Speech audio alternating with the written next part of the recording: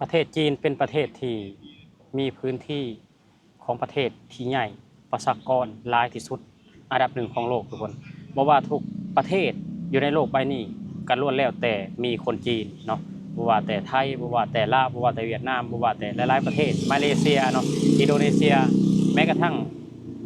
ทวีปแอฟริกาก็ยังมีคนจีนทุกคนแต่ว่าคนจีนแต่ละประเทศอ่าคือประเทศไทยก็คือนักท่องเที่ยวจีนเข้ามาเที่ยวหลายเนาะ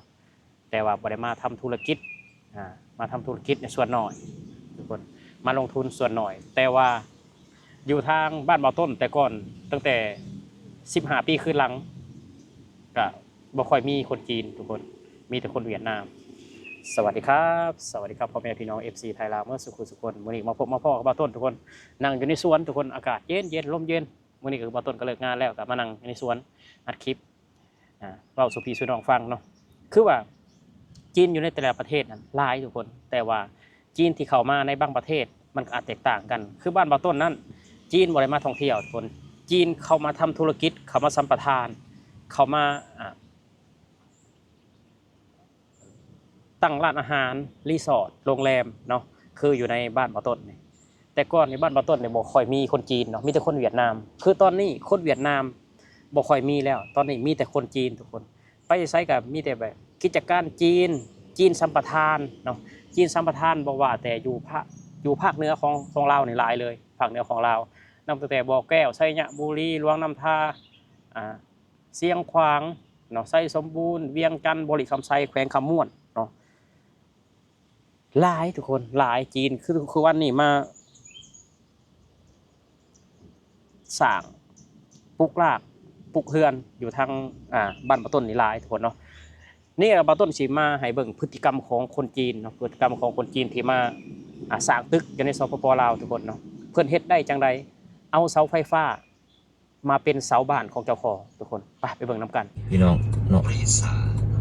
บ่ได้อิสาเนาะก็บ่ได้อิสาแล้วก็บ่ได้นี่คือพฤติกรรมของจีนทุกคนตึกนี่คือตึกของจีนเนาะนี่นะนั่นหลังนี้เนาะตึกหลังนี้นี่สังเกตเห็นเสาไฟฟ้าทุกคนสังเกตเสาไฟฟ้ามาแต่ทางหนองดวงเด้อมาแต่ทางตลาดช่างเกียงกายทางปุ้ยเซียนกายทางปุ้ยเซียนกายฮั่นปุ้ยเซียนมาทางโค้งนี่มาประมาณจัก100 เมตรเนาะอยู่ขวามือนะเฮ็ดเฮือนจำทางจำเสาไฟแล้วสายไฟ3 เส้นมาถึงกันแล้วมันสิเอ็นสิเฮือนพ่นละค่ำขึ้นกองสายไฟเนาะแล้วมีหม้อแปลงนี่หม้อแปลงลงข้างๆนั้นของจีนเนาะแล้วแปลกดีเนาะเกิดมานี่นะยังบ่เคยเห็นนี่จักเทื่อยกเว้นแต่เจ้าเฮ็ดต่ำนี่ได้เนาะต่ำนี่เห็นอยู่กองสายไฟอันนี้คำเป็นเสาไฟมันก็แปลกเนาะหรือว่ามีกฎหมายใหม่ออกมาบ่เฮ็ดได้บ่มันสิเป็นตัวอย่างแล้วนี่สิเป็นตัวอย่างให้หลายคนเด้เป็นบรรทัดฐานให้หลายคนเด้เนี่ยนี่มันของจีนเด้อแต่ว่าคนลาวเฮานี่สิเฮ็ดได้หรือบ่เนาะว่าอันนี้เนาะเฮ็ดนี่นะคือเนาะข้าพเจ้าส่วนน้ำส่วนตัว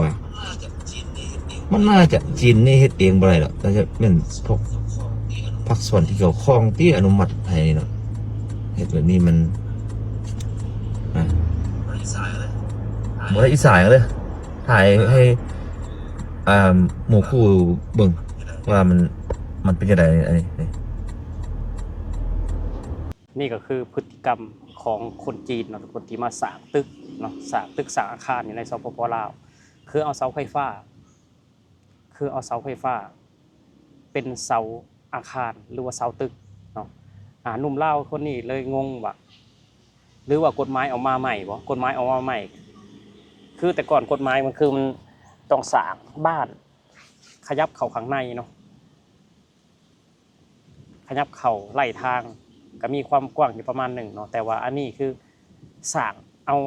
เสาไฟเป็นเสาบ้านเลยหนุ่มลาวยังงงอีกว่าคนลาวสิสร้างได้บ่เพิ่นบ่เชื่อว่าคนลาวสิสร้างได้แต่คนจีนนี่สร้างได้เนาะคนจีนนี่สร้างได้นี่ นี่คือพฤติกรรมของคนจีนที่แบบว่ามีแปลกๆนะทุกคนแปลกๆตลอดจีนนี่แปลกๆตลอดทั้งที่บ่แม่นคนลาวนะแต่คนจีนมันคือเฮ็ดได้บ่ต้นก็งงคือกันบ่ต้นเห็นคลิปแล้วก็งงคนลาวหลายๆคนก็งงทุกคนงงเหมือนไก่ตาแตกเลยงง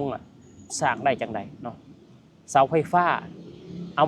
าเสาไฟฟ้ามาเป็นเสาบ้านเจ้าของเนาะแม้แต่กระทั่งสร้างตึกนี่ก็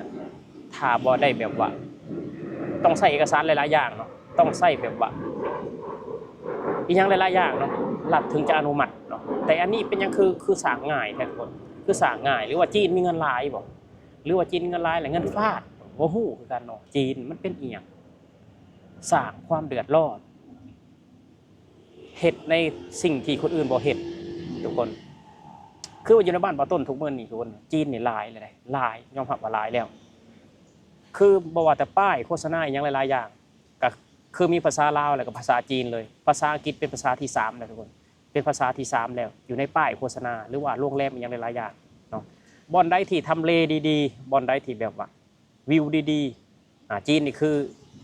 จีนนี่หัวการค้าอยู่แล้วเนาะใครๆก็ฮู้ว่าจีนนี่หัวการค้าหัวธุรกิจเนาะบ่อนใดที่แบบว่าที่ดินบ่อนใดแบบว่าสิมีมูลค่าเพิ่มในโอกาสข้างหน้าเนี่ยมันซื้อไว้เลยทุกคนซื้อไว้เลยเนาะยกตัวอย่างอยู่ในแขวงขมวนนี่อยู่แถวริมแม่น้ำโขงเนาะวิวแบบวิวแม่น้ำโขงเนี่ยมันซื้อหมดเลยมันสัมปทานหมดแล้วบ่อนใดที่วิวภูเขาเนาะวิวภูเขาแบบบรรยากาศดีๆมันสัมปทานหมดแล้วทุกคนเนาะเงินมันหลายอะไรบ่ต้องว่าบ่ฮู้นะว่าเขาใส่เอกสารอีหยังเนาะที่แบบว่ามาสัมปทานดินได้นี่นะเขาใช้เอกสารอีหยังเนาะบ่ต้นก็บ่ฮู้ข้อกฎหมายนะบ่ต้นบ่ฮู้ข้อกฎหมายของบ้านบ่ต้นนะบ่ฮู้นะว่าเขาใช้อีหยังใช้นอมินีเป็นคนลาวมีเมียลาวบ่หรือว่าอีหยังเนาะทุกคนคืออยู่ในประเทศไทยเนี่ยเนาะถ้าว่าต่างชาติสิมาแบบตั้งบริษัทอยู่ในประเทศไทยก็ต้องแบบว่า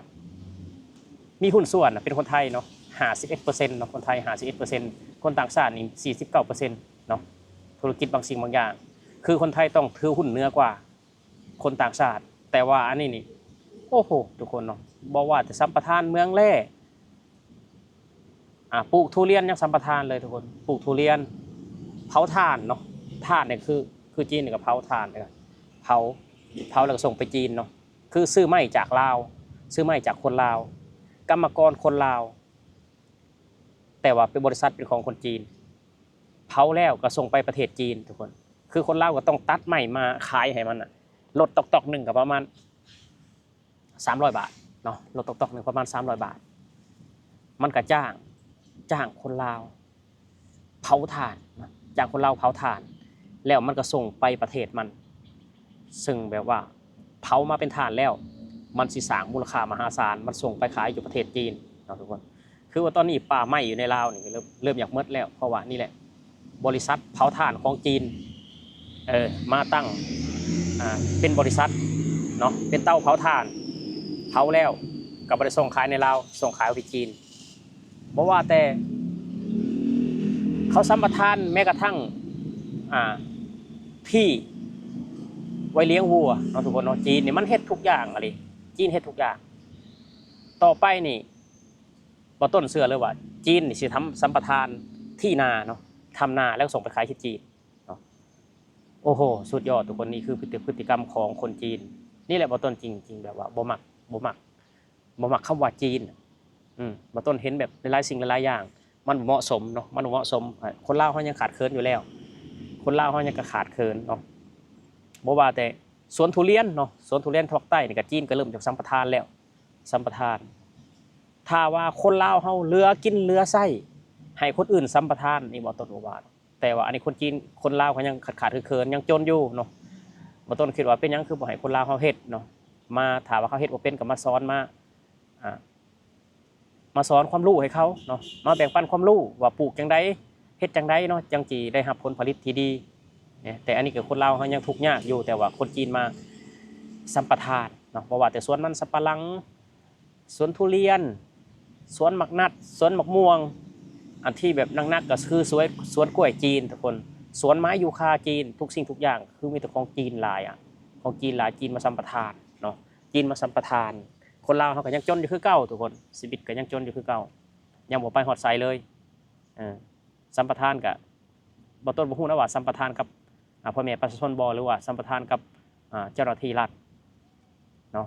แต่ว่ามองได้ก็คือว่าเพิ่นสัมปทานโอ้บ่ฮู้ว่าจักปีเนาะ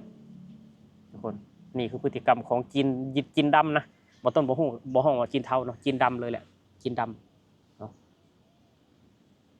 สำหรับคลิปนี้เนาะทุกคนบ่ต้นก็สิออกมาเว้าพฤติกรรมของจีนดำให้พี่น้องได้ฟังเนาะบางคนอาจจะบ่เคยฮู้ว่าจีนอยู่ในลาวนี่หลายเนาะแต่ทุกวันนี้หลายแล้วทุกคนหลายแฮงตั้งแต่10กว่าปีขึ้นหลังนี่แม่นบ่มีจีนมีแต่เวียดนามนะแต่ตอนนี้คือจีนเข้ามาหลายอยู่ใช้ก็มีแต่ของจีนคนลาวเฮาก็เป็นลูกน้องจีนหลายทุกมื้อเป็นลูกน้องจีนก็เป็นเมียจีนคนลาวเฮาก็ได้เป็นแต่ลูกน้องได้เป็นแต่กรรมกรเนาะของจีนเงินเดือนก็3ล้าน4ล้านประมาณนี้เนาะทุกคนสำหรับคลิปนี้เนาะทุกคนบ่ต้นก็เสียมลาพระจากพี่จากน้องขอบคุณ FC ทุกคนที่เข้ามาให้กำลังใจเนาะมื้อนี้ก็บ่ต้นนั่งอยู่ในสวนอากาศเย็นๆทุกคนเนาะสำหรับคลิปนี้บ่ต้นขอกล่าวคำว่าสวัสดีครับผม